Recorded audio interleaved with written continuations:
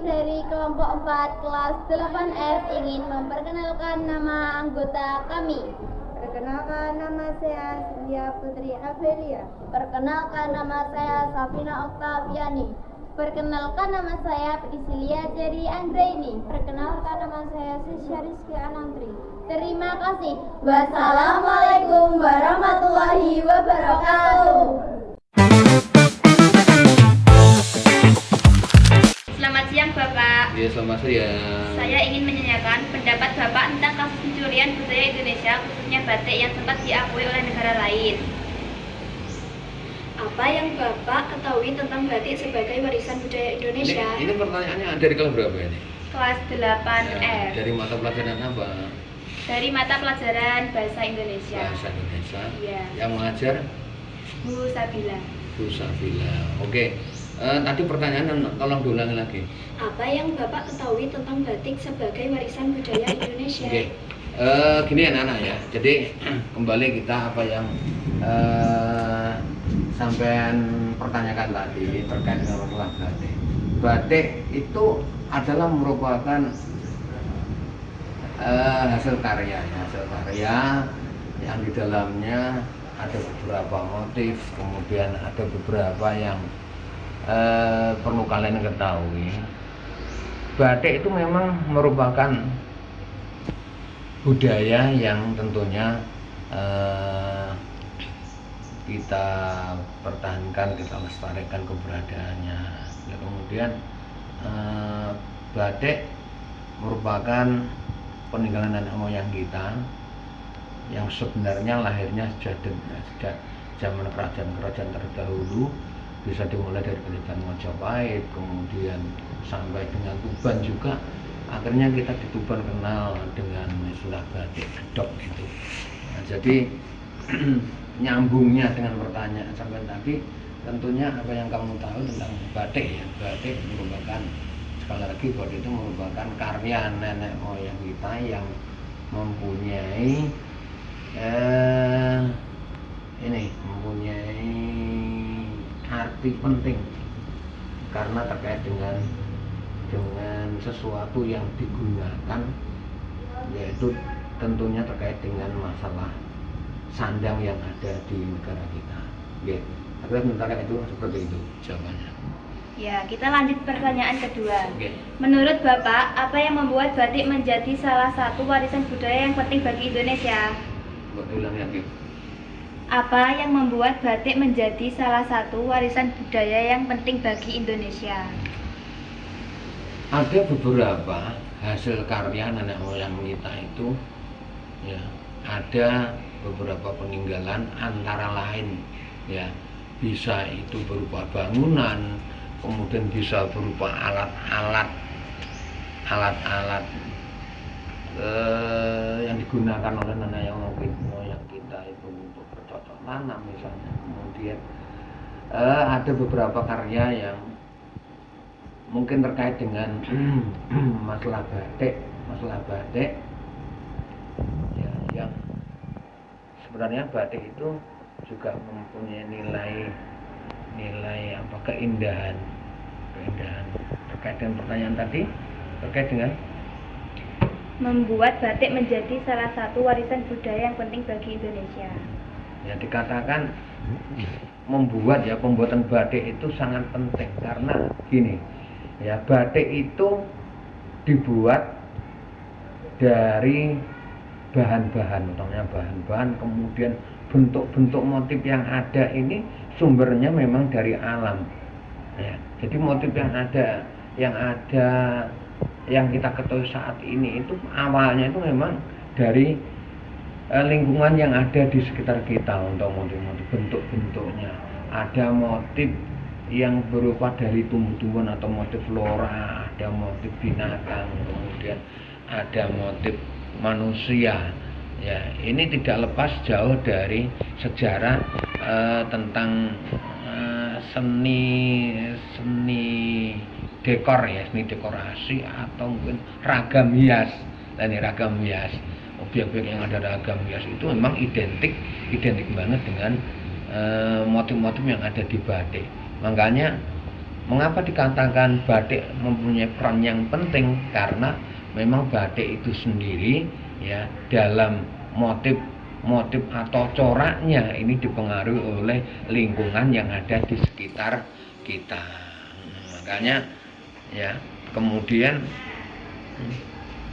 sebagai contoh gini, seumpama misalnya motif batik yang ada itu ada motif binatang. Lah binatang pada saat dulu itu seperti apa lah, mungkin digambarkan dengan seperti itu. Kemudian kalau kita ragam hias kita kait dengan ragam hias yang ada di Kalimantan itu ya akan lebih luas lagi motif-motifnya. Ada motif-motif geometris juga ada, motif bentuk-bentuk ya, bentuk swatika seperti bentuk, kemudian bentuk ular itu juga ada. Saya kira cukup seperti itu. Iya. Lanjut pertanyaan ketiga kepada Kak Vina, silakan. Sejak kapan batik menjadi bagian penting dari budaya Indonesia? Sejak kapan batik menjadi bagian penting dari budaya Indonesia? Ya. Kita ini kaya dengan berbagai macam corak budaya yang ada di tanah air. Ya. Kemudian salah satunya batik juga menjadi bagian yang sangat penting juga. Sejak kapan? Nah, tentunya sejak nenek moyang kita ini membutuhkan ya membutuhkan sandang atau mungkin sejenis pakaian atau baju yang dibutuhkan. Kemudian saat itu juga ya negara terbentuk. Kemudian sebelumnya negara meskipun dalam suasana penjajah ini ya yang namanya sandang itu atau sesuatu yang dipakai pada kita sehari-hari itu memang sangat erat hubungannya. Oleh karena itu sejak kapan batik ini memang melekat atau terkait dengan keberadaan yang ada di dunia. Sejak kita ini mengenal berbagai macam corak-corak yang ada di sekeliling kita, corak-corak sandang yang ada di sekitar kita. Ada corak flora itu mengarah kepada tumbuhan, kemudian ada fauna, corak batik yang mengarah pada hewan atau mungkin binatang. Jadi sejak kapannya itu ya sejak kita nenek moyang kita membutuhkan pakaian untuk menyelimuti tubuh kita, tubuh saat itu diperlukan. Maka ada atau budayanya menemukan corak yang dinamakan corak batik itu sebagai bentuk hiasan yang ada di sandang yang dihasilkan atau yang diciptakan namanya moyang. Silakan. Dan kenapa akhir-akhir ini dampak muncul itu pencurian budaya batik oleh negara lain? Bagaimana pendapat Bapak tentang hal tersebut? Nah ini budayaan yang ada di negara kita ini ya cukup banyak. Kemudian ada beberapa yang diakui oleh dunia utamanya di bawah naungan yang dinamakan naungan yang ada di PBB itu apa yang menangani masalah kebudayaan itu masuk UNICEF ya, UNESCO ya, masuk UNESCO itu. Nah itu kadangkala ya kebudayaan yang sudah kita miliki, yang sudah kita lestarikan, kemudian yang sudah ya kita kondisi dan sedemikian rupa ini kadang-kadang kita ini ya kurang opennya ini karena apa? Karena banyaknya budaya yang ada di negara kita. Nah, sehingga apa? Kesempatan itu digunakan oleh negara lain ya untuk apa? Untuk istilahnya mengakui yang sebenarnya itu bukan milik negara tersebut. Salah satu contohnya kebudayaan reog ini ya, kebudayaan reog pernah diakui oleh negara Malaysia. Karena mungkin dengan ya alasan sedemikian rupa, ya kemudian ya ini ada beberapa aksi, ada beberapa orang yang peduli, akhirnya Malaysia dinyatakan tidak berhak untuk memiliki kebudayaan, misalnya reok yang sebenarnya lahir di negara kita ini, itu di Kabupaten Ponorogo misalnya, seperti itu. Jadi banyak sekali budaya-budaya kita, bahkan lagu itu juga banyak yang ingin diambil oleh negara lain, juga banyak lagu itu. Ya, lagu ini pernah ya diakui oleh negara lain, misalnya Malaysia, lagu salah satu contoh mungkin Gundul-Gundul Pacul atau mungkin lagu yang lain ini ada. Saya pernah mendengar seperti itu. Nah ini mengapa bisa terjadi seperti itu? Ya karena kita kurang pedulinya terhadap budaya yang kita miliki. Kemudian budaya yang kita miliki ini untuk peninggalan generasi terus, ini tentunya harus dilestarikan dan dijaga. Nah itulah salah satunya supaya apa? Tidak diakui atau tidak dijarah oleh negara lain. Ya, saya kira itu jawabannya. Lanjut pertanyaan kelima, apa dampak dari pencurian budaya batik bagi Indonesia? Ini terkait dengan dampak jika batik dicuri atau mungkin diambil oleh negara lain. Ini sebenarnya hak tersebut ya, tidak mempunyai secara finansial itu sebenarnya tidak ada pengaruhnya.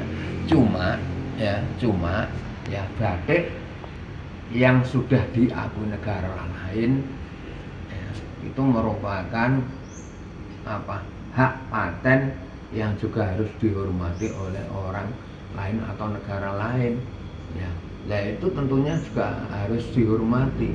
Kalau toh itu ya nantinya ada yang diakui, ya itu tentunya sekarang sudah ada yang namanya duta-duta atau mungkin lembaga-lembaga yang mengurusi antar negara. Tadi kaitannya dengan dampaknya ya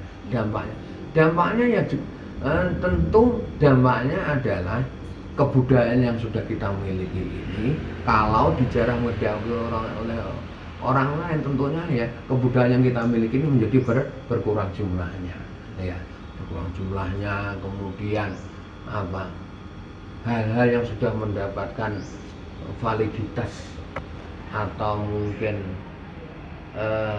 ada semacam cap atau mungkin brandnya bahwasannya batik itu milik Indonesia, maka tentunya ini bisa disalahgunakan oleh negara yang mencuri tersebut. Dampaknya otomatis mungkin ya negara lain yang mengakui akhirnya menjadi goyah dampaknya.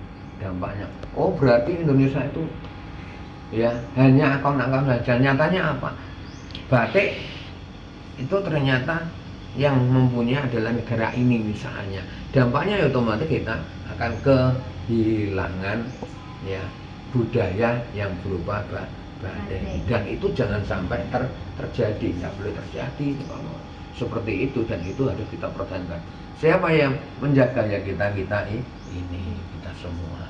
Jadi harapan kita jangan sampai diakui. Kalau diakui negara lain, dampaknya otomatis akan merugikan kita sebagai generasi muda, generasi yang seharusnya melestarikan dan menjaga budaya yang ada di tanah air ya, yang berupa batik itu. Sudah, akhirnya sudah cukup itu. Ya. Pertanyaan ke-6, menurut Bapak, bagaimana cara agar budaya di Indonesia tidak dicuri lagi? Menurut saya ya, caranya ya, caranya supaya biar tidak dicuri lagi. Tidak dicuri lagi. Nah ini sekali lagi ini saya tandaskan, budaya yang ada di negara kita ini beraneka ragam. Sebab setiap daerah, setiap wilayah itu mempunyai budaya yang berbeda-beda dan itu harus wajib dijaga dan dilestarikan. Orang lain yang berupaya untuk mencuri atau mengakui suatu kebudayaan, contohnya batik misalnya, ya itu berani mencuri karena apa? Ada peluang atau ada kesempatan. Kesempatan itu sokongan ngendi kok ngerti? Ya bisa saja. Ya, mungkin ya ada yang mengetahui, batik nang kono nang Indonesia ini saiki ora diurusi. Bahkan ya masyarakat atau rakyat atau penduduknya ini tidak menggunakan batik sekarang sebagai warisan nenek moyang, sebagai warisan bangsa, itu sudah tidak digunakan lagi. Bisa mau diakoni piye? Nah, mungkin gejala-gejala seperti itu ya penyebabnya tidak lain karena kita tidak open, tidak menjaga, tidak memelihara, tidak melestarikan. Ya, lebih jauh kita ya tidak akrab dengan budaya yang dimaksud. Ya, kita tidak pernah mencoba, kita tidak pernah ya melakukan, misalnya kalau itu dalam bentuk lagu, kita tidak pernah mengadakan event-event itu sebagai bukti bahwa keberadaan budaya yang ada di tanah air kita ini masih ada dan eksis, terjaga. Nah, caranya supaya kita ini betul-betul tidak ada kekhawatiran, ya caranya kita tetap ya menjaga, melestarikan, menggunakan, kemudian apa? Ya, sedapat mungkin, nah ini menghidupkan terus dari kebudayaan yang sudah kita miliki. Jadi kelestariannya ini dijaga, kemudian dikondisikan supaya masih tetap eksis berada di negara kita. Tuh. Ya, berikutnya. Lanjut ke pertanyaan terakhir. Terakhir. Pesan Bapak untuk generasi muda Indonesia terkait kasus pencurian budaya ini? Ulangi sekali lagi. Apa pesan Bapak untuk generasi muda Indonesia terkait kasus pencurian budaya ini?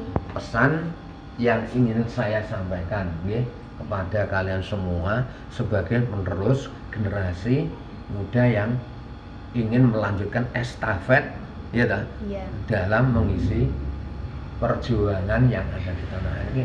Aku kudu piye ya supaya kebudayaan tadi gimana? Tidak dicuri lagi. Pesannya gimana? Nah, ini ya tidak jauh dari apa yang Pak Timbul sampaikan tadi.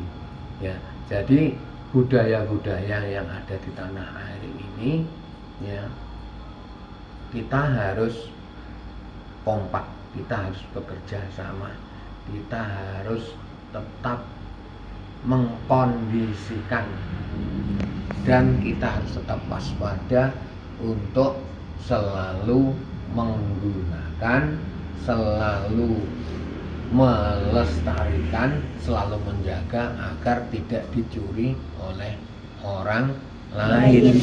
Jadi aku kudu memberi nasihat kepada generasi muda, contohnya seperti kalian itu, untuk selalu menjaga. Caranya njogo piye? Ya caranya tiada lain ya mengembangkan, melihat ya, memakai ya, atau lebih jauh tentunya ini ya karena negara kita ini ya lama-kelamaan semakin maju, tentunya ya kita apa yang kita miliki ini dibrandkan, dilaporkan ke pihak UNESCO ya, ke pihak UNESCO untuk mendapatkan sertifikat kebudayaan atau segala sesuatu hasil karya dari nenek moyang kita ini supaya apa? Supaya tetap menjadi brand milik negara kita. Lah aku nang awakmu, kepada kalian semua ini tidak lain ya hanya tetap menasihati Pak anak-anak, kamu harus selalu ya, mengenal budaya-budaya yang ada di tanah air ini. Budaya itu seperti apa, seperti itu. Kemudian dilestarikan dengan cara apa, itu juga dikenalkan. Jadi ora-ora omong tok, tapi dipraktekne carane melestarikan. Ya lek bentuk lagu ya sering dilakukan, diadakan lomba-lomba festival. Kalau bentuknya berupa batik, ya kita ini sebagai generasi muda harus tetap menggunakan, kudu tetep nganggo, aja ngantek orang gawe batik malah gawe lepis saka Amerika. Jangan seperti itu. Jadi kita harus tetap menggunakan, kemudian tetap mempertunjukkan kalau itu berupa ya hasil pementasan berupa tari misalnya, atau reok ya sering delok pertunjukan ya. Terus lek batik ya sering gawe, kita mencoba membuat kain batik, kemudian prosesnya mulai awal sampai terakhir gimana sampai dengan pakaian. Kalau sudah dipakai ya wadi kudu sering menggunakan. Dan yang paling akhir, yang paling pokok adalah tetap menjaga ini artinya wadi open, ojo sampai ya sesuatu yang kita miliki ini diakui oleh negara lain, dan tentunya ini kita gembar-gemburkan. Ini loh ya, bentuk-bentuk budaya itu mulai nomor 1 sampai nomor 10. Lah ini caranya piye? Lah ini dipatenkan dulu nang dunia internasional. Kalau sudah kita mendapatkan legalitas atau mendapatkan sertifikat, negara lain nanti tidak akan mengakui itu. Lah lek dijarne ora diurusi ya akhirnya diakoni negara lain. Saya kira itu. Jadi permasalahannya ya ada budaya gitu. Ada budaya, ada hasil karya yang perlu kita jaga, kemudian ada proses dalam kehidupan sehari-hari ini untuk tetap dilihat, untuk tetap dinikmati, keberadaannya tetap digunakan, tetap ada proses untuk pelestarian. Kemudian bentengnya ini tidak lain adalah kamu untuk menjaga dan melestarikan agar tidak dijarah oleh atau diambil oleh negara lain. Ngerti nggih? Karena itu yang bisa saya sampaikan. Tentunya banyak sekali yang perlu pembenahan, perlu masukan ide yang cemerlang dari kalian semua. Agar segala sesuatu milik bangsa ini tidak terjarah atau dimiliki oleh orang lain. Dan sekali lagi, sapa sing kudu memperhatikan ya kita ini. Nggih. Itu saja yang saya sampaikan. Ada kurang lebih saya minta maaf. Selamat untuk mengerjakan tugas, kemudian selamat belajar. Ya, semua apa yang kita sampaikan ini ya, hanya spontanitas, tidak saya sebut lebih dahulu. Ya tentunya banyak kekurangan, ada kurang lebihnya saya minta maaf. Ya tetap belajar yang rajin agar kita bisa eksis untuk menggunakan, terus merawat ya, dan akhirnya bisa melestarikan budaya yang ada di tanah air kita. Ngoten nggih? Ya, sudah cukup?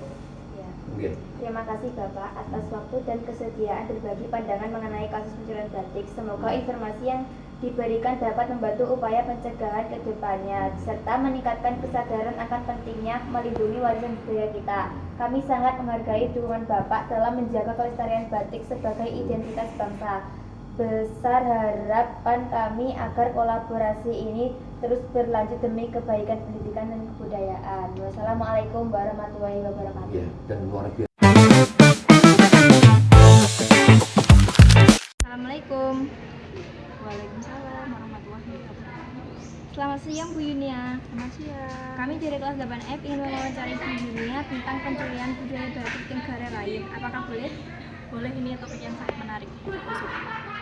Oke Bu, kita mulai dari pertanyaannya ya. Pertanyaan nomor 1, apa yang Ibu ketahui tentang batik sebagai warisan budaya Indonesia? Batik itu adalah sesuatu yang sangat spesial. Kenapa? Karena negara lain itu tidak punya.